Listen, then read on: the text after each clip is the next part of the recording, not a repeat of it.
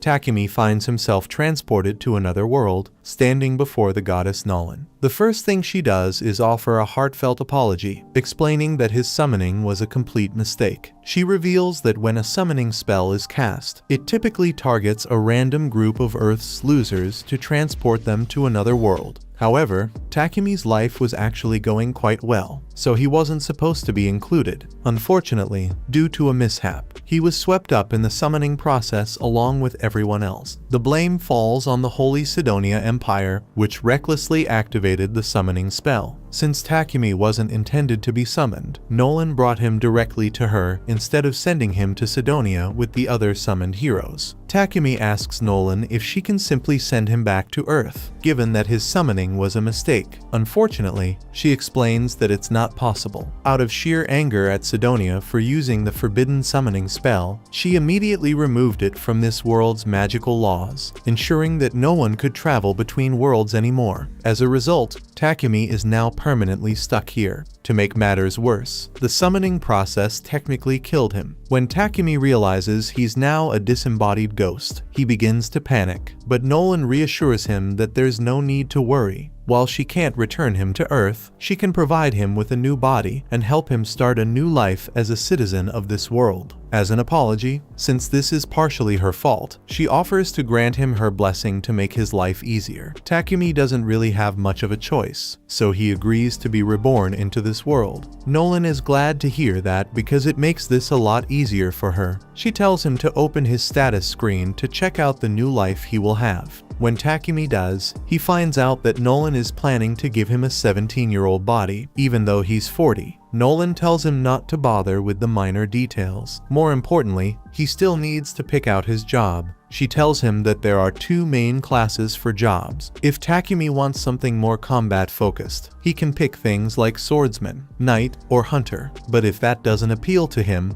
he could always pick one of the production jobs instead. Takumi isn't too keen on the idea of fighting, so he opts for a production-focused job instead. Nolan proceeds to embed the job into his soul, along with several extra blessings, before sending him on his way, completely forgetting to provide any sort of tutorial. Takumi crash lands in the middle of a forest, and after managing to get back on his feet, he catches his reflection in a nearby river. It's then he realizes he's truly become a different person, and to his amazement, his arthritis is gone. Deciding to make the most of his new situation, he checks the bag Nolan left with him to see what he's been given.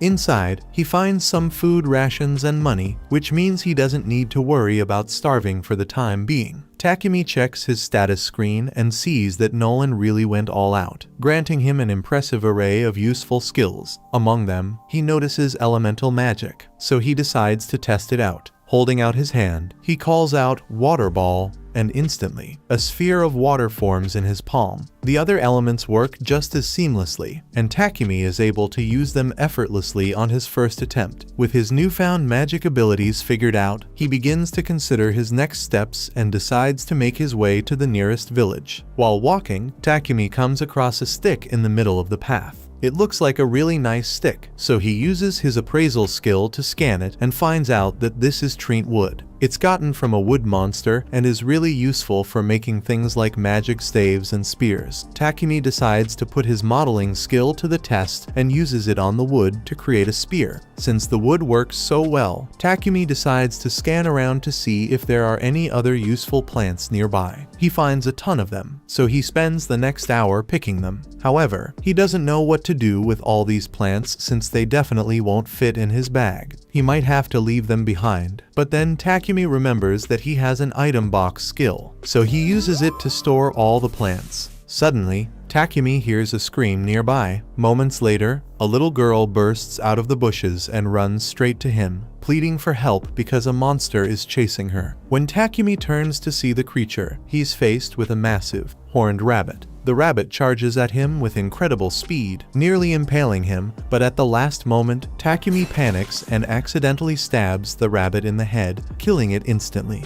He's stunned that a beginner like him managed to defeat such a creature, and assumes it must be thanks to Lady Nolan's blessing. In reality, the goddess had nothing to do with it. It was pure dumb luck. After his fight, Takumi is granted the job title of warrior, much to his dismay, as he had hoped to avoid combat entirely. However, he sets that aside for now and checks to see if the little girl is unharmed. She introduces herself as Molly and assures him she's fine, explaining that she was out gathering herbs but wandered too far from Board Village and ended up getting attacked. When Molly mentions a village, Takumi gets excited and asks if he can go there. Molly agrees to guide him, but first points out that the rabbit's meat is delicious and asks if he's planning to take it with him. Realizing it would be a waste to leave it behind, Takumi stuffs the rabbit into his item box. Only then does it hit him that he just revealed his item box skill in front of Molly, even though he intended to keep it a secret. Resigned to his slip-up, Takumi follows Molly as they begin their journey to the village. At the same time, the other people who got summoned have just arrived in the Empire of Sidonia, and they are incredibly confused about what's going on. None of them are hurt, but they have no idea where they are. All of a sudden, they hear someone call out to them as heroes. A woman approaches and tells them that they are no longer in their original world and that they have been summoned to use their power as heroes to save this world. She introduces herself to them as the Empress of the Sidonia Empire, Elizabeth, and one look at her face makes the kids realize that she's shady as hell. Just then, Akane's unique skill kicks in, and it seems Nolan granted her the blessing of revelation. If she follows her gut instinct, she will naturally arrive at the right answer. And right now, Akane's gut is telling her that Elizabeth is a traitor, so she can't be trusted. By the time Takumi arrives in Board Village, Molly's parents come out to greet him and thank him for rescuing their daughter. Molly's father introduces himself as Banga, while her mother is Martha. They express their admiration for Takumi, assuming he must be a very responsible person to have traveled such a long distance on his own. Takumi takes the opportunity to ask if it would be possible for him to stay in the village for a while, explaining that he has nowhere else to go. Banga and Martha warmly welcome him, but mention that, unfortunately, there isn't an inn in the village, so there's currently no place for him to stay. However, they suggest a solution. The villagers can build him a house. Soon, the entire village gathers around an empty plot of land, ready to get started. Wanting to contribute in some way, Takumi decides to use his earth magic to flatten the ground for the foundation. It's the first time he's used magic on such a large scale, and the effort nearly causes him to pass out from mana depletion.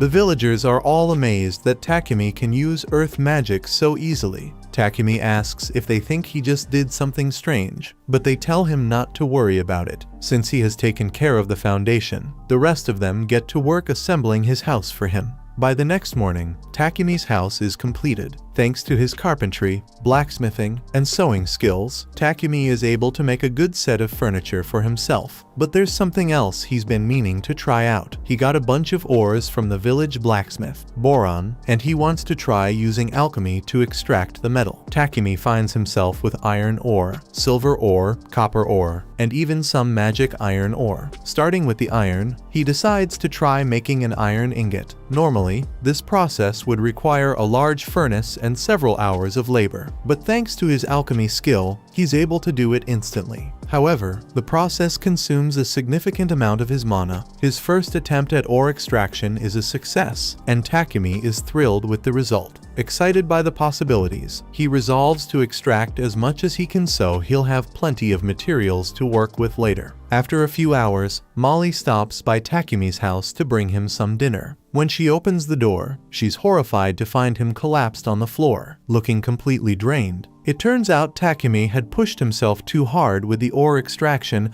and came dangerously close to dying from mana depletion. Luckily, Martha and Banga gave him a recovery potion, bringing him back to normal. While Takumi is eager to continue practicing his alchemy, he had to promise them he wouldn't overdo it again. Over time, Takumi extracts a bunch of iron, copper, and even a bit of gold, allowing him to make a ton of useful tools. Once he is done with his alchemy practice, he spends time with Boron in the forge, learning how to make all kinds of weapons. The blade he forges turns out really well, and once Boron is done making the sheath, it will be complete. Takumi's blacksmithing skill is now at level 40, so he's done practicing that for now and decides to move on to something else. Takumi approaches Banga and asks if he can borrow a couple of potions. Banga agrees without hesitation, but he mentions that the potions he has are basic and might not be very useful. Takumi assures him that's fine, explaining that he just needs an example to use as a template. He plans to create his own potions using the herbs he collected from the forest. Impressed by Takumi's initiative, Banga offers his full support and even says he'll buy some potions from him once the first batch is ready. Takumi thanks Banga and, with the basic potion in hand, begins crafting his own version. He uses hilcock leaves and water to create it, carefully following his process. Once finished, he pours the potion into a glass jar and compares it to the one Banga provided. Both are blue,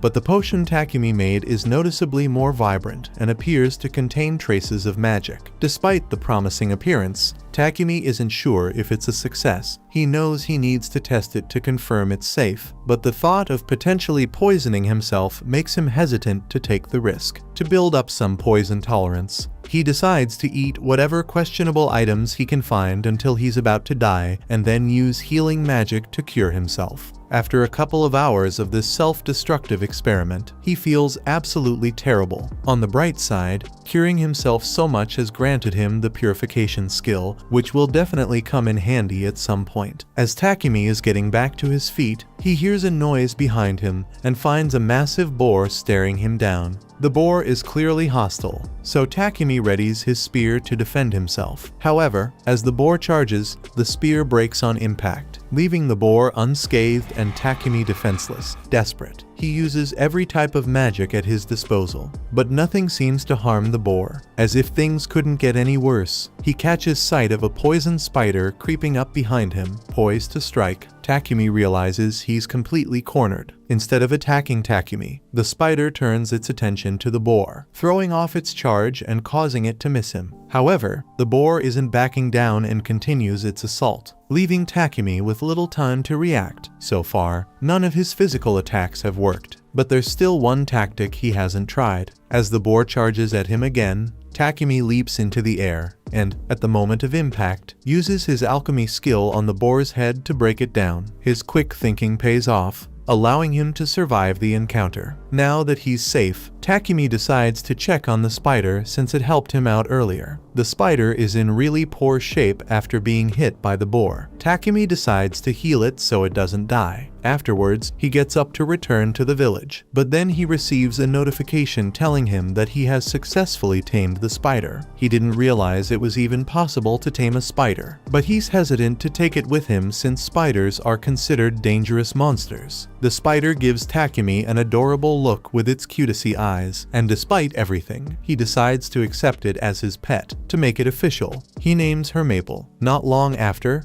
Takumi returns to the village, proudly showing off the massive boar he managed to kill. The villagers are impressed by his feat, but their amazement grows even more when they see the poisonous spider he's tamed. No one has ever accomplished such a thing before, leaving them in awe of Takumi's abilities. Putting that aside, Takumi suggests that the villagers share the boar since there's no way he can finish it on his own. That evening, the village throws a grand feast in his honor. While everyone else is enjoying the festivities, Banga approaches Takumi with the valuable leftovers from the boar and advises him to sell them in the nearest city, Bolton. With that, Takumi decides that Bolton will be his next destination. Meanwhile, Goddess Nolan has been keeping an eye on Takumi and is delighted by how well he's doing. One of her fellow goddesses questions her intentions, asking what she hopes to accomplish by giving Takumi such extraordinary treatment. After all, she provided him with a special body, a unique blessing, and even sent him back an entire year before Sidonia activated the summoning spell. Nolan, however, simply replies that she doesn't have any specific motive. She's just following what she believes to be the right thing to do.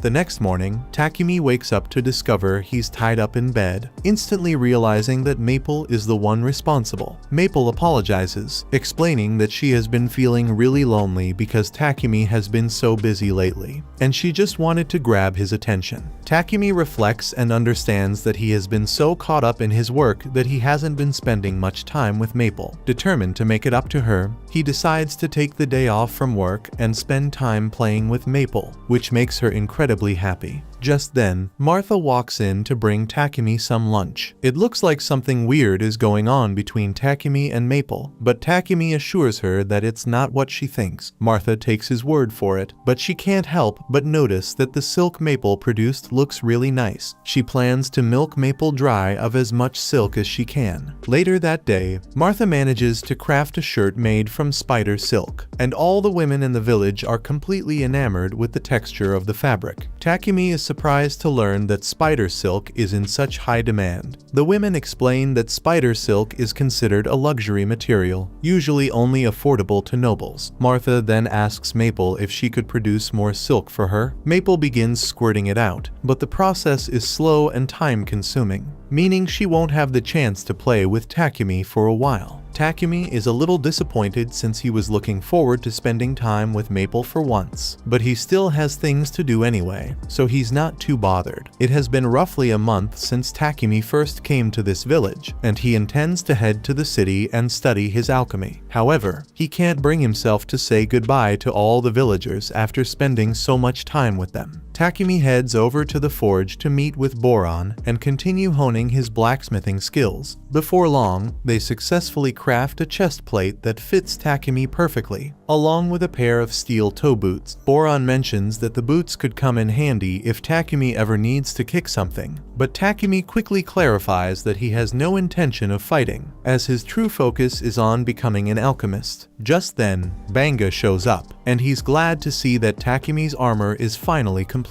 However, he admits he's going to miss Takumi once he's gone. He knows Takumi can't stay here forever if he wants to expand his production business. It's the logical move for him to head to the city, where he can sell more goods and get a reliable supply of materials. A trader from Bolton is going to come to the village in a couple of days, so Banga arranged for Takumi to ride with him on his way back to Bolton. Though they're sad to see him leave, they understand it's for the best and encourage Takumi to start getting his things ready. Grateful for all their support, Takumi thanks them and begins heading back to his house to pack up. On the way, he crosses paths with Martha, who is carrying a bucket of meat. Curious, he asks what she's up to, and Martha explains that she's on her way to dispose of the innards of a horned rabbit that Banga caught. She mentions that while the innards are considered the tastiest part of the rabbit, they require careful processing to eliminate any diseases or parasites. This village doesn't have the equipment necessary to do that, so she has to throw the meat away so no one gets sick. However, Takumi tells her that won't be necessary since he can just purify the meat. He bends down and uses purification magic, so the meat in the bucket should be safe to eat now. While Martha is indeed thankful, she is equally stunned that Takumi can use light magic. She tells him that he probably shouldn't reveal he can use light magic when he leaves this village because very few people in this world are capable of it. If people found out, it would draw a lot of unwanted attention. Takumi takes her warning to heart and vows to be cautious about revealing his powers. However, while he remains in the village, he decides to use his abilities to improve their quality of life as much as possible. Using earth magic, he constructs a sturdy brick wall to enhance the village's security. For added convenience, he installs a water pump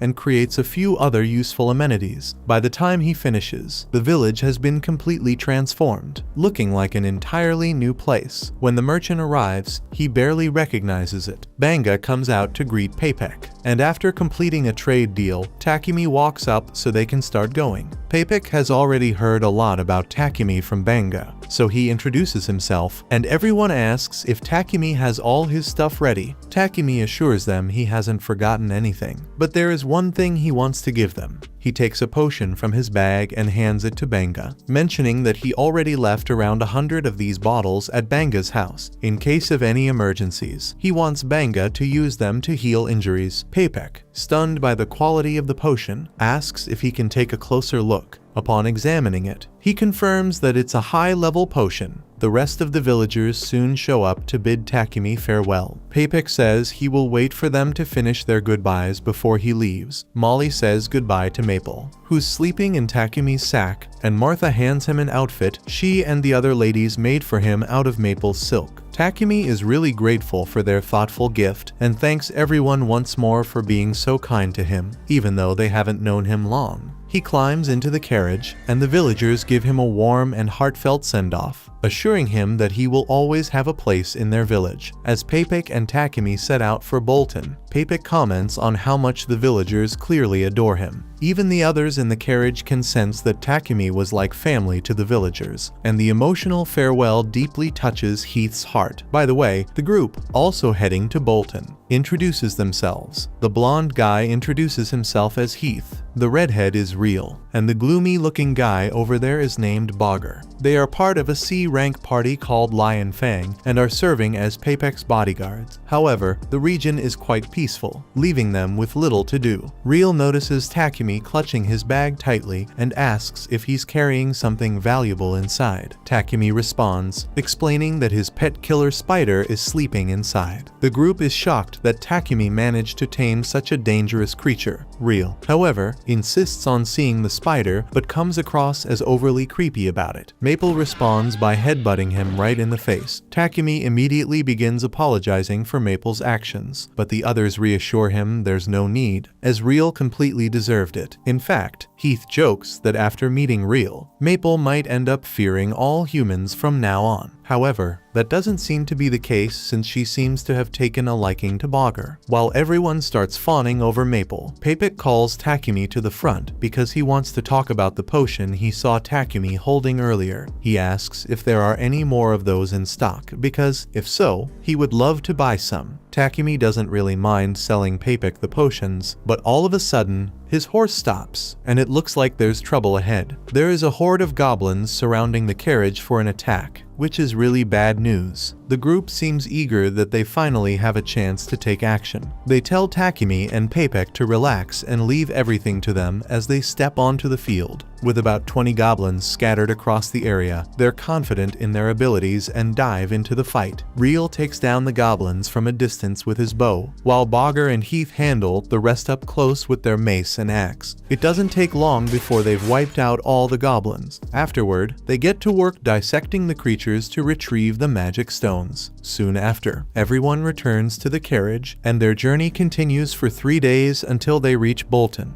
Upon entering the city, the Lion Fang members head to the Adventurers Guild to report the success of their bodyguard mission. Takumi accompanies them, as he also needs to register with the guild to remain in the city. Takumi would have preferred to join the Alchemist Guild, but since there isn't one in the area, he's left with no choice but to register as an adventurer instead. Hans, the receptionist, explains that Takumi can use the Adventurer Guild card as a form of identification, and as long as he completes at least one simple quest per month, the card will remain active. Takumi proceeds to register as an adventurer and introduces Maple as his pet. After all the registrations are complete, Takumi heads to Papik's trading company to work on a deal for the potions. He has roughly 100 of 3 different potions in stock, and all of them are extremely high quality. Papik is prepared to pay 10 silver coins for each healing and stamina potion and 50 silver coins for each mana potion. Takumi does some quick math in his head and realizes that he would make over 7 million yen. Takumi feels that the amount of money mentioned is far too much, but Papik explains that he could have earned even more if he already had an established reputation as a producer. With that in mind, since Takumi plans to work as a producer in the city, Papik suggests finding a house with an attached workshop for convenience. However, this makes Takumi realize that he hadn't even considered where he would live once he arrived in the city. Papik decides to help him out a little and calls for his assistant, Thomas, so he can show Takumi a good property with an affordable rate. However, when Takumi finally sees the house, it looks way more like a mansion, so he doesn't think he can afford it. Thomas assures him that the mansion is quite affordable and guarantees that there are no ghosts here, so he won't have to worry about that. Takumi spots the workshop connected to the house and starts thinking seriously about purchasing it, as it would be ideal for his work. With the money he made from selling potions to Papek, he has enough to afford it. After considering it for a while, he decides to move forward and tells Thomas that he'll buy the mansion. Thomas is glad to hear that and says he will get started on the paperwork immediately so Takumi can move in tomorrow if he wants. As they're walking through the city streets, Takumi smells something foul in the air. Thomas can tell that the smell is bothering Takumi, so he explains that the foul stench is coming from the sewers. Wealthy individuals use magical purifiers to cleanse their sewage, but the main city sewers lack such a luxury. Magical purifiers are incredibly rare, as they can only be discovered in ancient ruins or dungeons, making them far too costly to install in the city's sewer system, while priests are occasionally hired to manually purify the sewers using magic. The sewers remain filthy for the majority of the time. The next day, Takumi and Maple move into their new house, and the first thing Takumi wants to do is find a solution to the sewer problem. He gets a piece of quartz and clay from Papek's company, and after using magic to shape it, he combines fire magic with space-time magic to bake it quickly. After doing that for a while, Takumi's mana is completely drained, so he has to drink a couple of mana potions. On the bright side, he does manage to complete his creation, a modern toilet. At that moment, Takumi hears Papek shouting from the living room. He hurries over to see what's happening and finds Papek completely wrapped in Maple's silk from head to toe. Confused, Takumi asks Maple why she would do such a thing, and she explains that she thought Papek would find it amusing. To her credit, the soft and soothing texture of her silk does put Papek to sleep, but that doesn't make it acceptable. Takumi apologizes sincerely for Maple's behavior. Papek assures him it's fine, though being suddenly tied up like that did startle him a bit, so he excuses himself to quickly use Takumi's restroom. However, as soon as he enters, he comes back out and starts asking what this marvel of technology is. Takumi comes over and explains that it's a toilet attached to a magical purification device, so it automatically cleans itself once you're done with your business. Basically, after you take a dump, it uses purification magic to break down waste into inorganic materials, which then get flushed down the drain.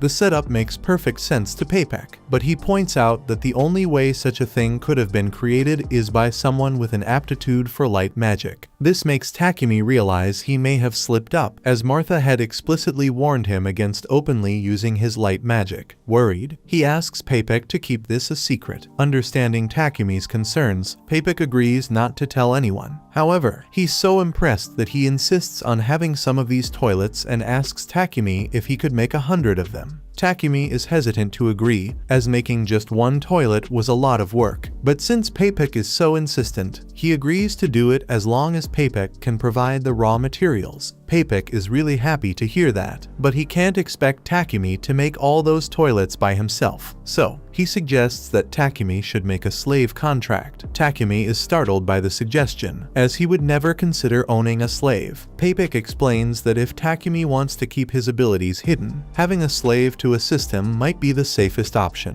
as slaves are bound to secrecy. He emphasizes that possessing an aptitude for light magic is an extraordinary rarity, signifying divine favor, which would likely draw the attention of the Church of Divine Light. The church might go to great lengths to force Takumi into working for them, making secrecy even more critical. The church makes a lot of profit by monopolizing purification magic, so Papek doubts they would be happy to learn that commoners could have access to cheap purification through Takumi's toilets. However, Papek has an idea of how to get around the church, so Takumi doesn't need to worry about it for now. The most important thing is making sure the church doesn't find out about his light magic. That's why Papek insists that getting a slave would be the best option for him. Takumi remains strongly opposed to slavery and declares that he will manage all the work on his own. However, his guild card suddenly begins to glow. Upon checking it, he discovers a message requiring him to complete a verification quest to maintain his adventurer status. Realizing he won't have the time to finish the toilets on his own, he reluctantly agrees to buy a slave. Papek brings Takumi to the Mulan Trading Company company, explaining that they are known as the most ethical slave traders in the area. While Papik goes to negotiate with the owner to secure a good deal for Takumi, Takumi wanders out into the garden, drawn by its beauty. In the garden, he spots a stunning elf girl sitting on a terrace. The moment she notices Takumi,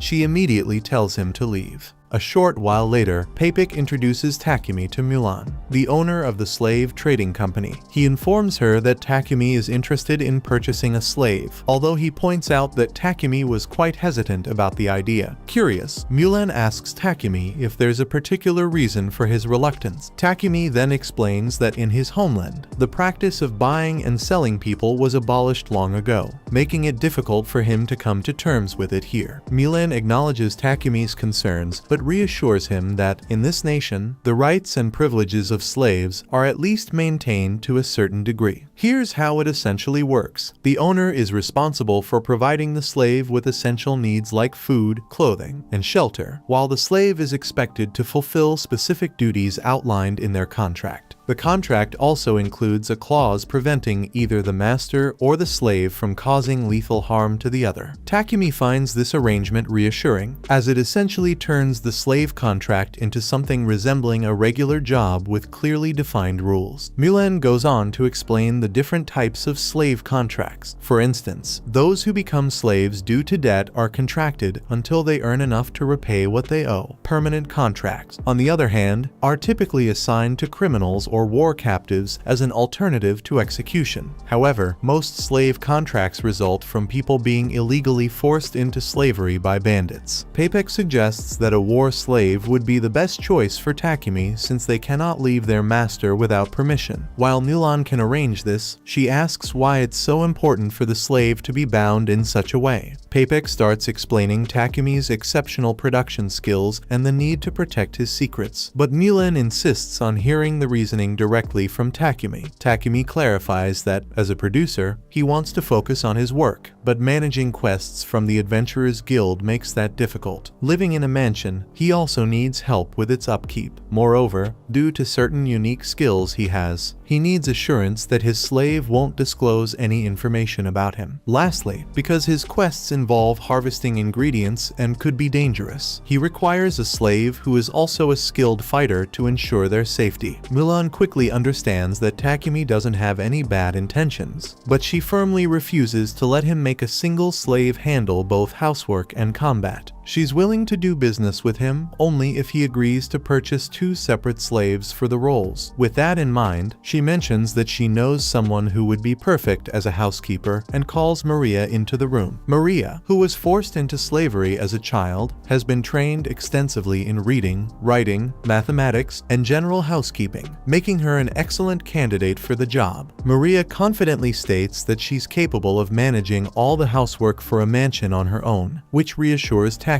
However, Maria notices that he seems lost in thought and asks if something is bothering him. Takumi tells her he's just a little confused since he doesn't understand why no one has bought Maria yet, considering how cute and capable she is. Maria gets all embarrassed by Takumi calling her cute, so he apologizes since it might have been inappropriate to say. Maria calms down and tells Takumi that she can only do the housekeeping work outlined in the contract and nothing else. Takumi says he's fine with that since he only wants her to do housekeeping work, but Maria wants to make it very clear that she won't do anything else. Takumi doesn't understand why she's talking about it so much since Mulan already explained how these contracts work, but then Maria blurts out that she can't sleep with Takumi. Takumi feels flustered as well, but reassures Maria that his intentions are genuine. He only wants her as a housekeeper, not anything inappropriate. With that clarified, Takumi asks Maria if she's still willing to form a contract with him, to which she happily agrees. With the matter settled, Mulan announces that she'll begin drafting the contract for Maria. However, when it comes to a battle servant, Mulan explains that she doesn't currently have anyone who meets the criteria. Hearing this, Maria calls her out, claiming that Sophia is still around. Mulan doesn't appreciate being challenged and sharply tells Maria to return to her room, and start packing her belongings. After Maria leaves, Takumi asks Mulan if what Maria said is true.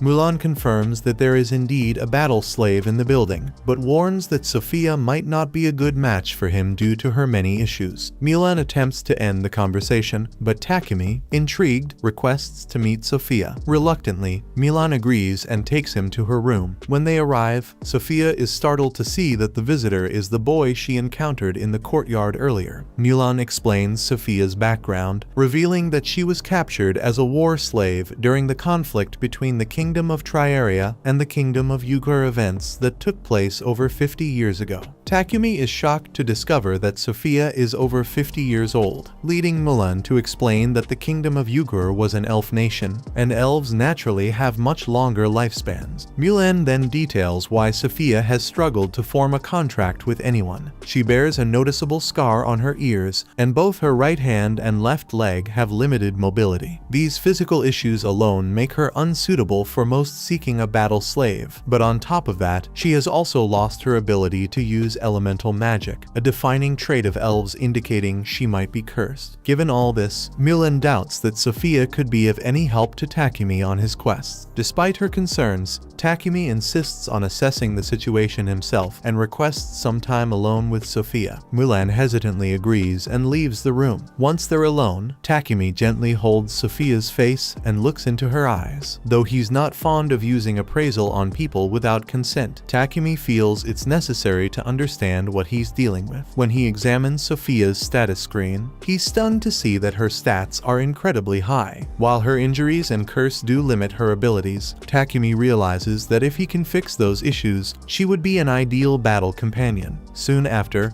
Mulan returns to the room and asks if Takumi has made his decision. He confidently states that he wants to take Sophia. Surprised, Sophia reminds him of all her flaws, but Takumi assures her that he'll fix everything, so it won't be an issue. Impressed by his confidence, Mulan agrees to entrust Sophia to Takumi's care. A few minutes later, Mulan finalizes the terms of the contract, and the final step is to execute it. The three gather together as Mulan uses magic to bind them to the agreed terms. Once the process is complete, Maria and Sophia officially become Takumi's slaves. Maria expresses her gratitude to Takumi for choosing her and vows to work hard to meet his expectations. With Sophia echoing the sentiment, the trio eventually heads back to Takumi's house, and the moment he opens the door, Maple excitedly leaps out to greet him. Concerned for Takumi's safety, both Maria and Sophia immediately tense up, with Sophia preparing to attack. However, Takumi quickly stops her and explains that Maple is actually his pet killer spider. Though puzzled by the revelation, the two decide to accept it and act as if it's completely normal. A little while later, Takumi shows them to one of the empty rooms in the mansion. Sophia and Maria really like it, so Takumi tells them that Sophia can have this one and Maria can take the room next door. Neither of them can believe that Takumi is willing to give them their own rooms, but it's not like he's using the rooms anyway, so he thinks it would be nice if someone got some use out of them at least. Additionally, there is also a large bath. So he tells them that once they are done unpacking, they can use the bath whenever they like, and Maria is really excited about it. Later, while taking a bath together, Maria shares how pleased she is that Takumi chose to purchase Sophia as well. She admits she never believed Mulan would let Sophia go, as Mulan had spent the past 50 years refusing to sell her, no matter how much was offered. For Mulan to sell Sophia to Takumi, she must have seen something trustworthy in him. Sophia agrees that Takumi seems kind, but remains a bit wary since they know so little about him. During the contract preparations, Sophia caught a glimpse of Takumi's file and noticed that much of his background information, such as his hometown and lineage, was left blank. This makes her suspect that he might be intentionally hiding something. After they are done with their bath, they head outside and are shocked to see that Takumi already prepared dinner for them. Maria is especially devastated since household work is meant to be her job. So if Takumi handles everything himself, then she's as useless as a toilet. Takumi explains that he was just trying to make Maria's first day on the job a little easier, but if it makes her feel better, he will let her handle the rest of the chores on her own. For now, he asks them to sit down so they can all have dinner together. But Sophia is hesitant since servants usually don't get to eat at the same table as their master. Takumi understands that she may think his behavior is strange for a slave owner, but he doesn't want her to get stuck on tradition. On the topic of tradition, Takumi mentions that he's not particularly fond of being called master all the time and suggests that they call him by his name instead. Sophia, however, asks if this is a formal order. Takumi clarifies that he doesn't want to force her to call him by his name if it makes her uncomfortable. While Maria seems perfectly fine with addressing him by name, Sophia remains a bit reluctant. The next day, Takumi heads to Papek's trading company to pick up a package he ordered. Papek says he did his best to wrap it up securely, but he still wants Takumi to be careful when carrying it home. On his way home, Takumi notices a church nearby, so he heads inside and kneels down to pray to Nolan. He thanks her for all the skills she gave him since they've really helped him, but there's something he's been meaning to ask her. In the time he has spent in this world, he learned that the Holy Empire of Sidonia controls the religious doctrine here, so he doesn't understand why Nolan has so much problem with them. At that moment, Takumi hears Nolan's voice and notices her standing before him, causing him to momentarily panic. Nolan calmly explains that she heard him praying to her and brought him here for a little chat. Addressing his earlier question, she reveals that she doesn't favor Sidonia because they don't follow her will. She goes on to explain that this world has two main religions, the Church of Creation and the Church of Divine Light. The Church of Creation has faithfully worshipped her since its inception, while the Church of Divine Light operates without regard for her guidance, doing as it pleases. The Sidonia Empire even launched multiple crusades to forcibly spread their religion. Throughout all this, Nolan chose to remain uninvolved, as she had no interest in meddling with humanity's petty disputes. Takumi points out that that was a dumb move since the only reason Sidonia was able to activate the summoning spell that brought him here was because Nolan didn't intervene until it was too late. And yeah, it sounds bad when he puts it like that, but she gave him all her blessings to make up for her mistake. Although, there is something she needs to tell him. Most of her blessings will remain with him forever, but there is one that will fade away, and that's the unusually great luck he has been having recently. She basically gave him a beginner's tutorial by allowing him to meet such nice and helpful people, but soon he will end up meeting people with malicious intentions. From now on, the results of his actions will completely depend on him.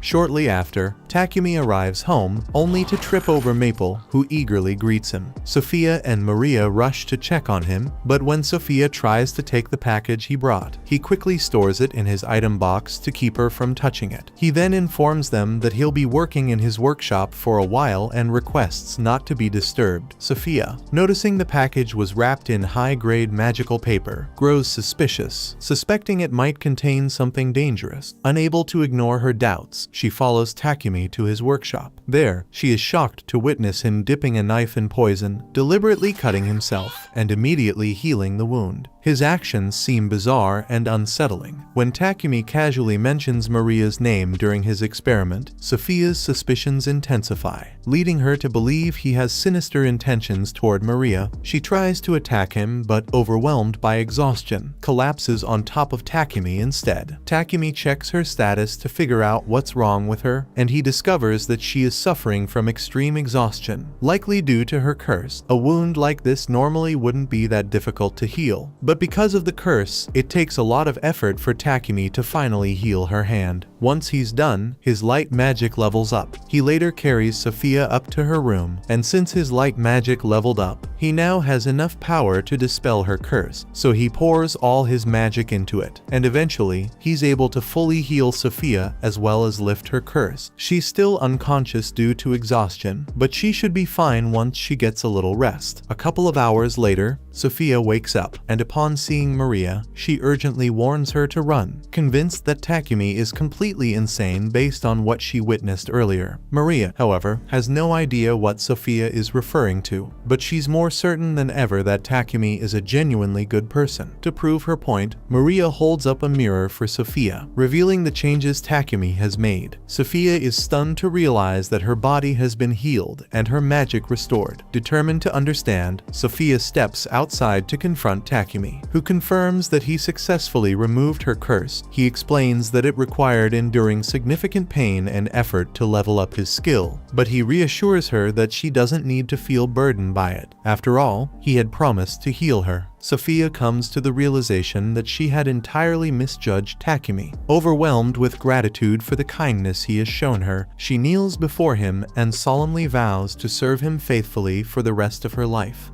The following morning, Takumi makes his way to the library to search for information about alchemy, only to discover that the entire library contains just 4 books on the subject. Puzzled, Takumi wonders why alchemy isn't more widely practiced, especially since it seems so straightforward to grasp. However, the truth is that alchemy is far from simple. The available texts on alchemy are written in the ancient language of this world, and the only reason Takumi can make sense of any of it is thanks to the blessing Nolan gave him, which allows him to understand every language in this world. Later that day, Takumi, Maria, and Sophia finish making a large batch of toilets. While there's still plenty more to make, they've been making steady progress. Takumi figures he'll be able to take a break from toilet making for a while, since he won't be working on more toilets for the time being. Maria asks what he plans to do next. Takumi explains that he's planning to go on some journeys in the near future. Specifically, he wants to search for new alchemy ingredients, take in the unique sights this world has to offer, and maybe even explore some ruins along the way. He's already decided to take Sophia along as his bodyguard, so he's going to need Maria to stay behind and look after the house while he's away. Maria, however, isn't thrilled with the idea. She asks Takumi if she can join him on his journey, but he doesn't think it's a good idea since the trip is likely to be dangerous. Besides, he mainly hired Maria to take care of the mansion, so taking her along would defeat the purpose of having a maid. While Maria understands his reasoning, the thought of being left alone in the mansion makes her feel incredibly lonely, so she pleads with Takumi to reconsider. Takumi feels guilty about leaving Maria by herself, but before making a decision, he decides to check something. He grabs Maria's face and uses appraisal to examine her stats. To his surprise, Maria is quite impressive. Her skills are excellent, not overpowered, but definitely strong enough to hold her own in a fight. With that, Takumi agrees to let her come along, as long as she's confident she can handle the journey. Sophia offers to train Maria in magic and combat to ensure she's prepared for any potential dangers, and Takumi likes the idea. He then asks Sophia to train both him and Maria. Now that it's settled that Maria will be joining the expedition, Takumi decides it's time to start crafting equipment for everyone. Before getting to work, he asks Sophia what kind of weapon she'd prefer. Without hesitation, Sophia begins listing an extensive arsenal of weapons. She requests a longsword, a 2.5-meter spear, a bow, and 2 knives. That level of preparation is no surprise, given her experience as a seasoned warrior. Maria, on the other hand, isn't very familiar with weapons, though she did receive some basic short sword training from Milan. She tells Takumi that a set of battle knives should be sufficient for her. However, Sophia points out that relying solely on battle knives would leave Maria at a disadvantage in terms of reach, so she suggests adding a spear to her arsenal. Since Maria doesn't know how to use a spear, Sophia offers to give her some quick training to teach her the basics. While they work on that, Takumi gets started on crafting the weapons. It doesn't take him long to finish making all the blades, but the process uses up a significant amount of his mana, forcing him to drink a mana potion to recover before he can continue. The final step for the blades is for Takumi to cast an attack and auto repair enchantment on them, so he doesn't have to perform maintenance as often. Once that's done, the blades are finally complete. Now, he's going to move on to the handles, but since Maria requested battle knives, she's going to need a sheath for them, and even though Takumi is a gentleman, he's still a man of culture. So, imagining Maria's thick thighs with knives on them nearly makes him pass out.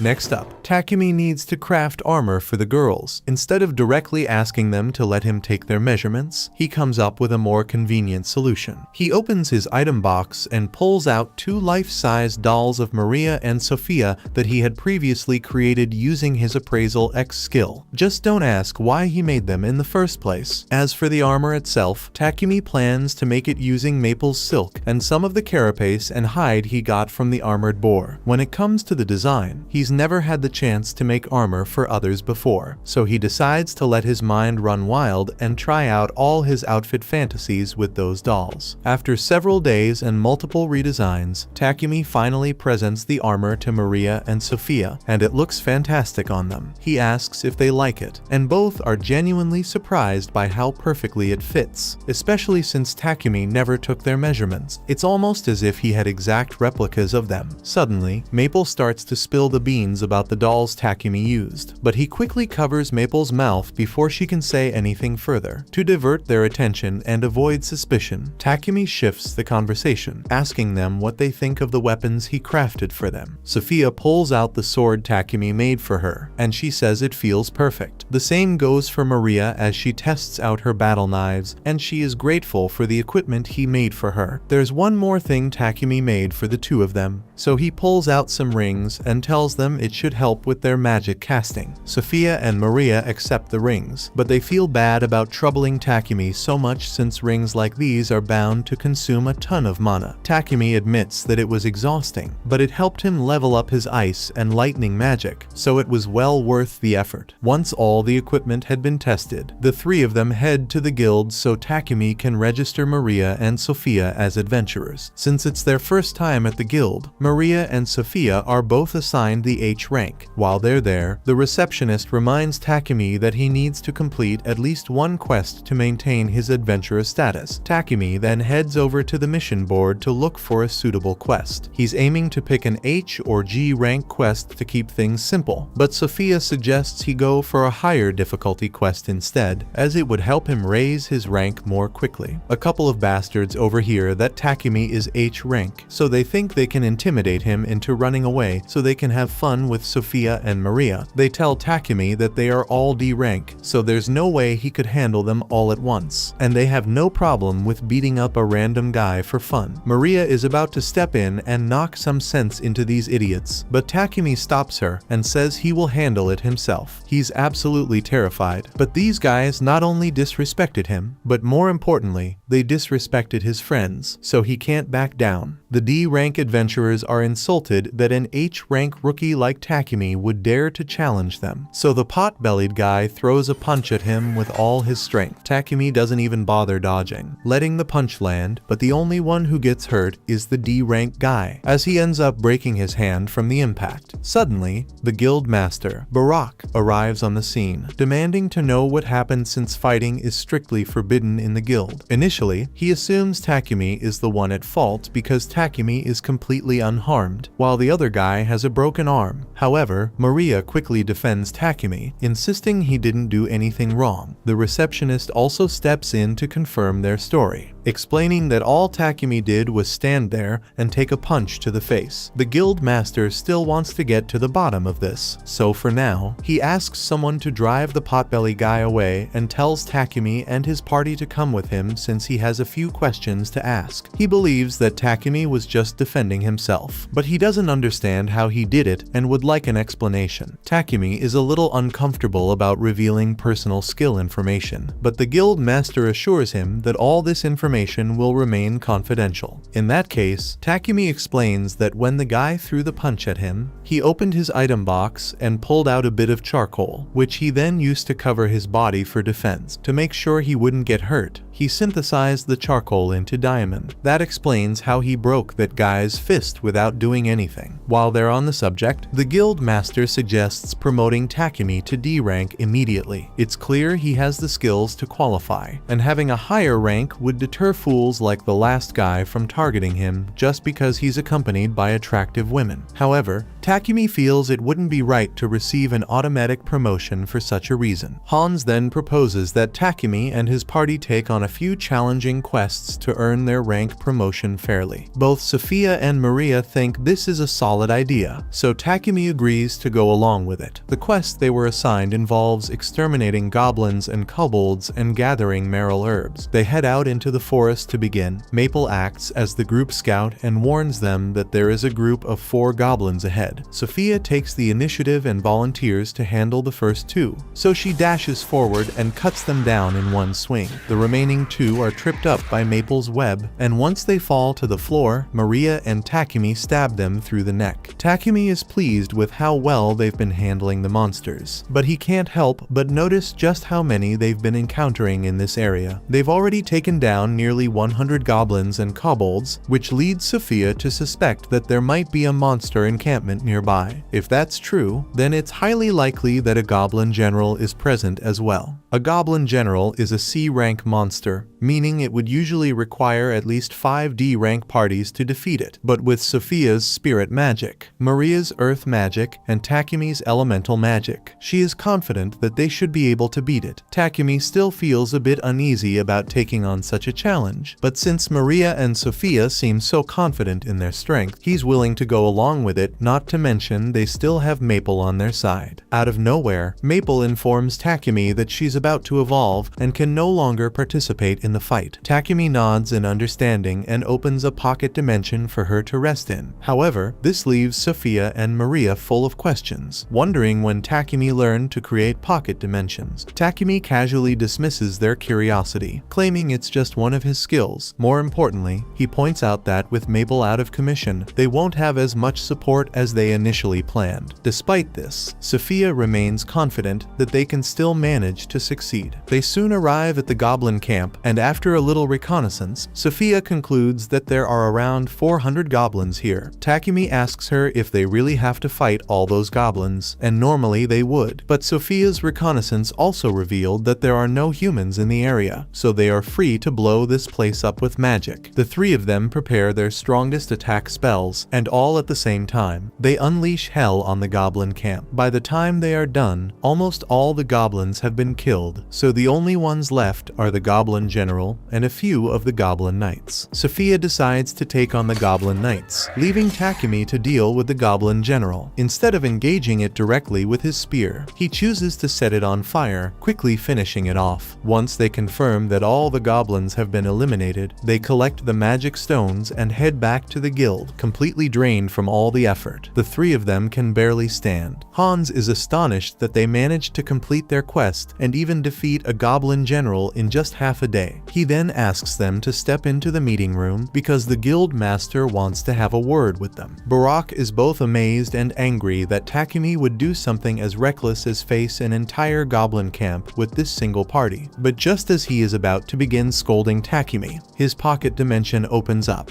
and Maple pops out. She has now evolved into an arachne, so everyone is excited to see her new form. At this point, Barak decides to just let the whole reckless battle thing slide since Takumi's party clearly isn't normal. When they arrive back home, Maria asks Takumi if he has any spare cloth, so she can make some underwear for herself and Sophia. However, Takumi comes up with a much better design idea and offers to make it for her instead. Just then, Maple emerges from the pocket dimension and informs Takumi that Papek has arrived to see him. Takumi goes to meet him and learns that Marcus Godwin, the Lord of Bolton, has requested an audience with him. While Takumi would prefer to avoid meeting Marcus Godwin, the circumstances leave him with no other option. Takumi eventually arrives at Godwin's castle, and fortunately, Godwin turns out to be a reasonable man. The first thing he does is express his gratitude to Takumi for creating all those toilets, which have significantly improved the town's sanitation. He also acknowledges Takumi's efforts in taking down the goblin encampment, which would have posed a serious threat if left unchecked. Recognizing Takumi as a valuable asset to the nation, Godwin advises him to be cautious, as it's only a matter of time before Sidonia sets its sights on him. A few days later, Takumi finally completes the underwear for Sophia and Maria, but the process turned out to be much more challenging than he expected, leaving him completely exhausted. Sophia and Maria are thrilled with the results and praise the design, expressing their gratitude. Absent-mindedly, Takumi asks if they'd like to try the underwear on now so he can check the fit. A moment later, he realizes how inappropriate that sounded and bolts out of the room in embarrassment. Sophia and Maria, however, are a bit disappointed, as they were more than willing to do it if he had stayed.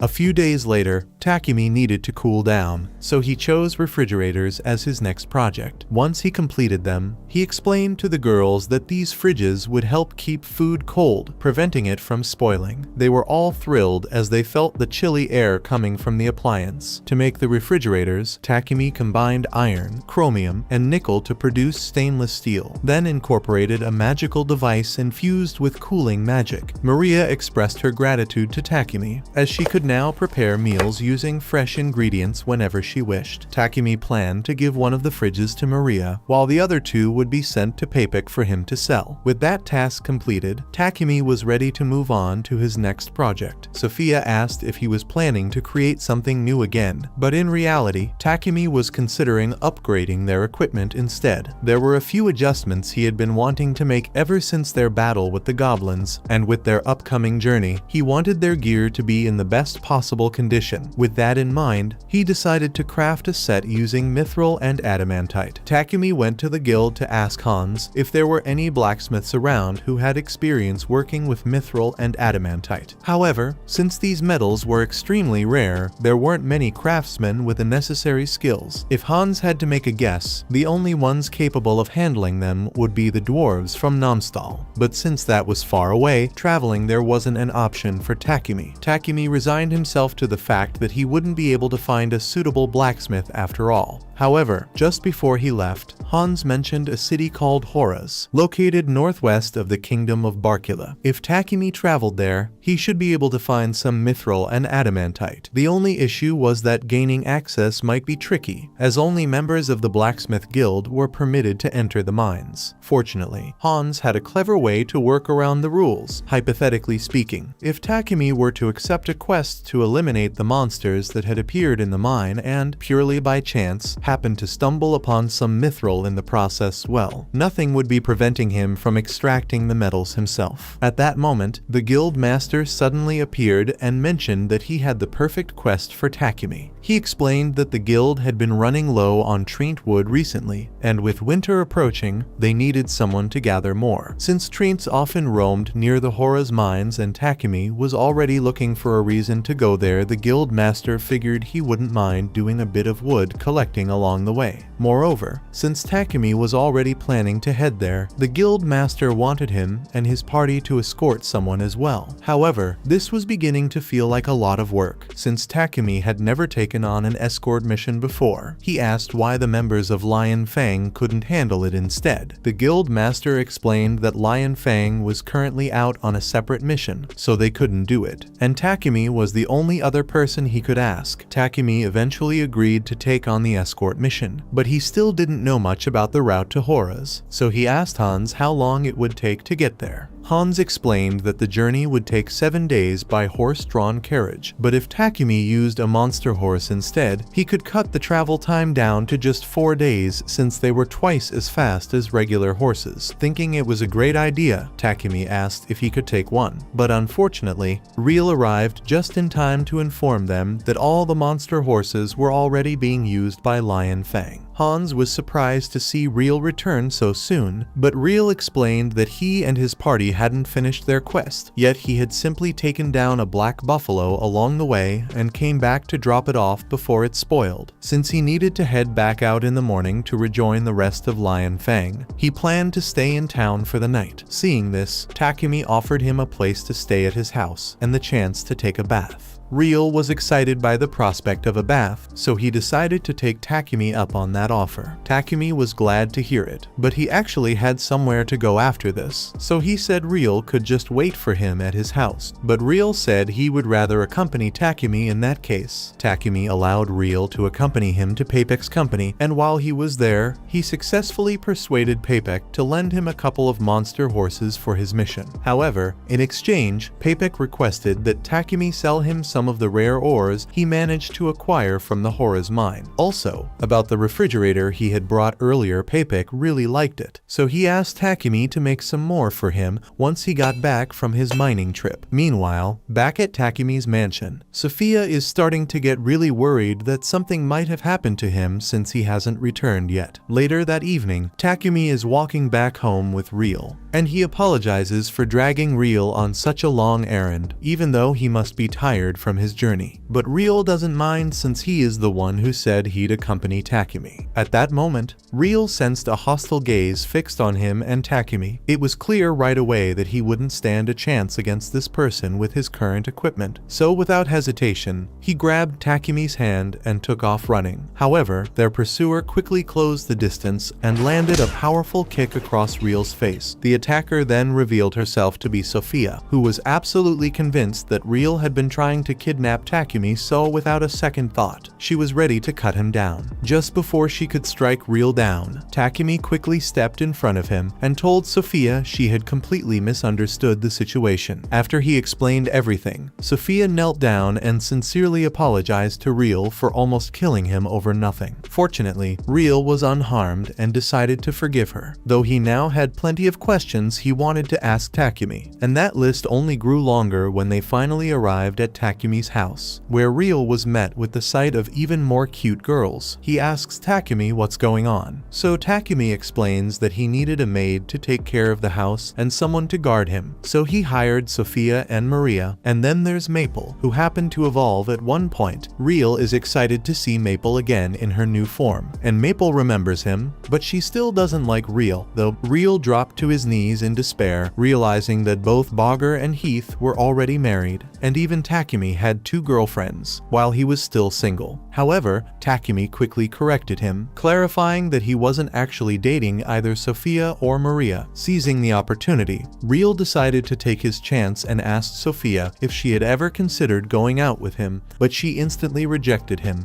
and Maria did the same, and just like that, Real found himself defeated once again. A little while later, as Real is crying in the bath, Takumi talks to Maria and Sophia about the mission he accepted so he can go mine some mithril and adamantite. Sophia thinks it's a good idea since Trent wood is a precious material, and everyone else is on board, so Takumi says they will head out in 3 days' time. The next morning, Real set off to rejoin the rest of Lion Fang. Once he was gone, Takumi decided it was time to start crafting new equipment for his party's upcoming Trent hunt. He obtained a magic-draining tungsten carbide sword, which was already an impressive weapon, but it was far too large to use in its current form. Because of that, Takumi planned to break it down. He attempted to use his alchemy skill on it, but the sword put up resistance, requiring much more effort than usual. However, after some persistence, Takumi finally managed to break the metal down and forge it into 2 separate blades. The blades drain the mana of any opponent who is cut with it, so Takumi is happy with the results, although it left him totally drained. 3 days later, Takumi and his group met with Papek to pick up the carriage he had promised them, and inside, they found the man the guild master had assigned them to escort already waiting. Curious, Takumi approached him, and the man introduced himself as Gambo. With that, the group set off on their journey, but along the way, they made a stop in a nearby field so that Takumi and the others could hunt their Trent. As they ventured into the forest, Sophia noticed a Trent attempting to blend in with the surrounding trees and quickly pointed it out to Takumi. Without hesitation, he charged forward to take it down. The Trent tried to strike back, but with Sophia and Maria covering him, Takumi easily managed to cut it down. However, that was just one Trent. There was still an entire forest full of them left to deal with. It'll take too long to kill each Trent individually, so Sophia suggests that they should use magic, and it seems to be working really well.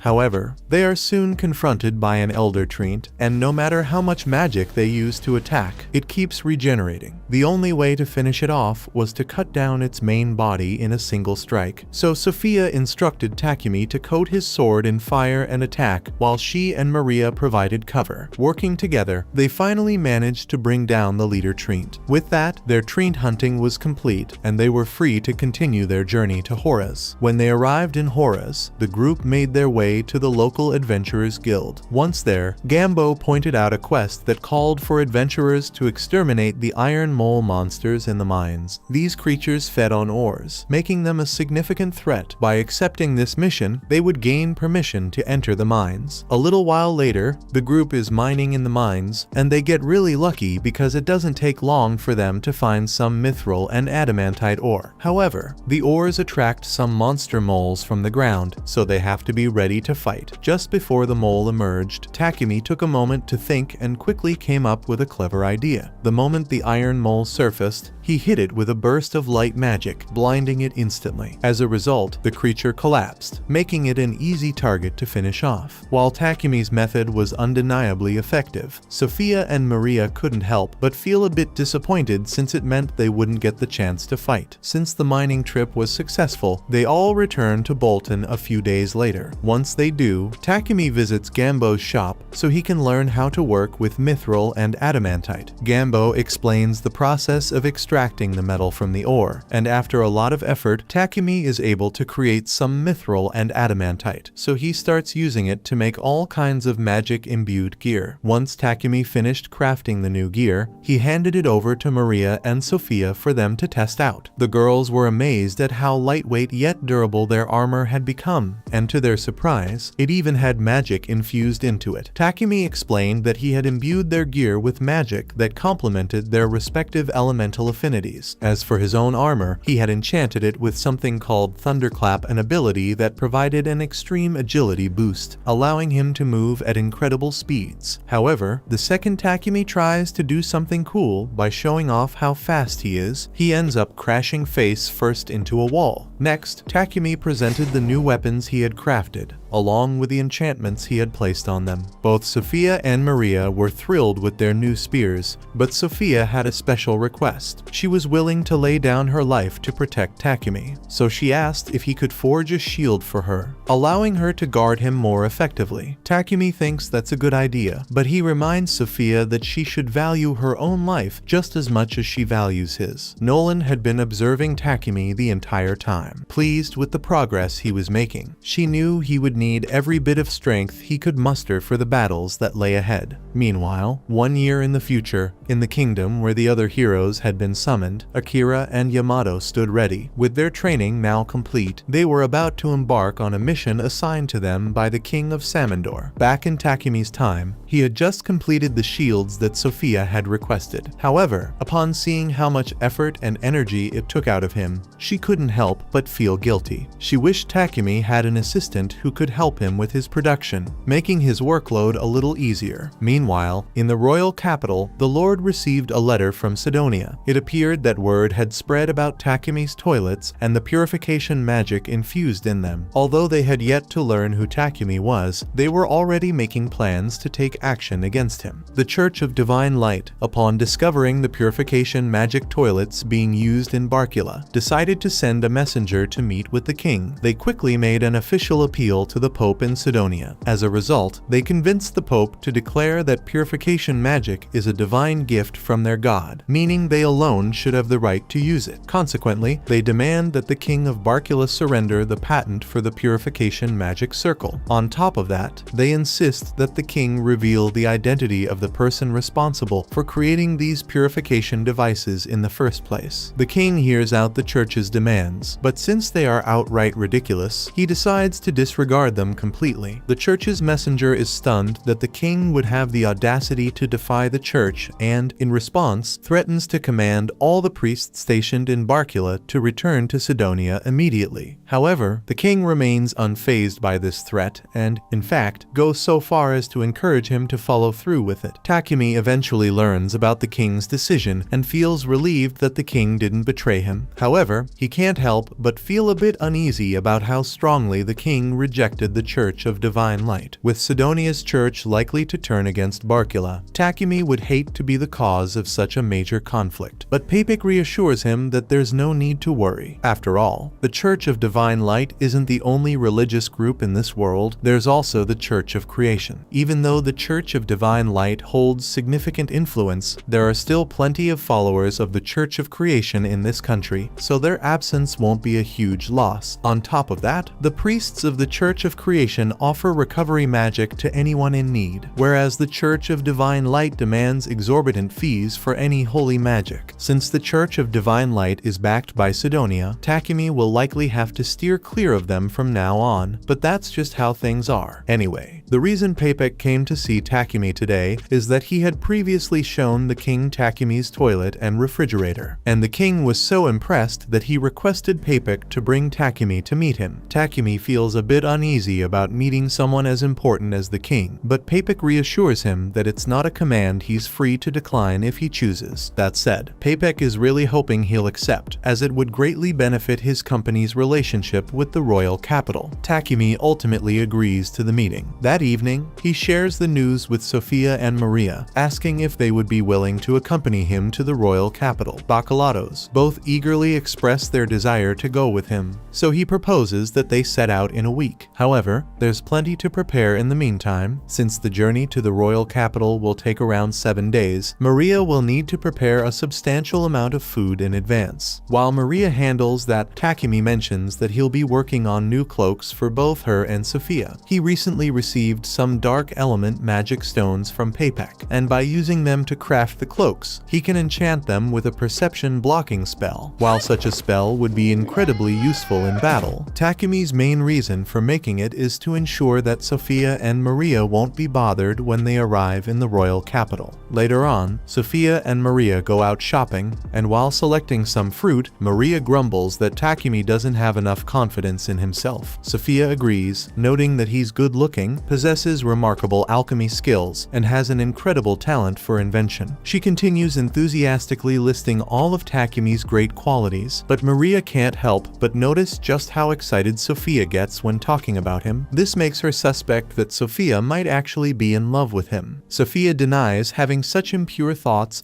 and says she only loves Takumi as her master. But Maria knows there's a love story in there somewhere. Meanwhile, back at the town's church, Takumi kneels before the statue of Nolan to offer a prayer. Before long, a radiant light envelops him, and he suddenly finds himself in Nolan's domain, where she greets him warmly. It's been some time since she last saw him, and she's already heard about his invitation to the royal capital. So, if he's here to pray for a safe journey, she playfully remarks that he really should have brought her an offering. Takumi explains that he's actually here because he has a few questions he wants to ask. The Church of Divine Light worships a goddess named Anat, so his first question is whether there really is another goddess besides Nolan. Without hesitation, Nolan firmly states that she is the only true goddess in this world. But if that's the case, then Takumi asks what Anat is meant to be. Nolan doesn't want to reveal too much, so she says Takumi will find out about that when the time comes. While he's here, Takumi also takes the opportunity to ask Nolan if she knows what happened to the other heroes who were summoned alongside him. It's been 10 months since he arrived in this world, and under normal circumstances, an event as significant as summoning heroes from another world would have caused a huge stir. Yet, oddly enough, Takumi hasn't heard anyone mention it. Nolan decides to be honest and admits that when she summoned Takumi, she tampered with time a bit, sending him 1 year into the past. In other words, the heroes technically haven't even been summoned yet. It will still be a few more months before that happens. However, Takumi is confused as to why she would go through all the trouble of sending him back in time, so he asks her to explain.